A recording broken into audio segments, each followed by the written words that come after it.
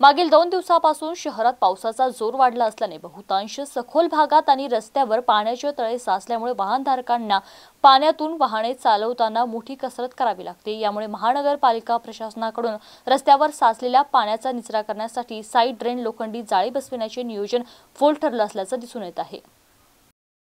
महानगरपालिकेच्या वतीने शहरात सखोल भागात आणि रस्त्यावर पावसाचं पाणी साचत असलेल्या जागेंचा शोध घेऊन पावसाळ्यात या रस्त्यावरील पाण्याचा निचरा करण्यासाठी साइड ड्रेन लोखंडी जाळी बसवण्यात आली आहे असा दावा प्रशासनाच्या वतीने करण्यात आला होता। मात्र तो फोल ठरताना आता दिसून येत आहे। गेल्या 2 दिवसांपासून शहरात जोरदार पाऊस कोसळत असल्याने शहरातील अनेक सखोल भागात आणि रस्त्यावर मोठ्या प्रमाणात पाणी साचले आहे।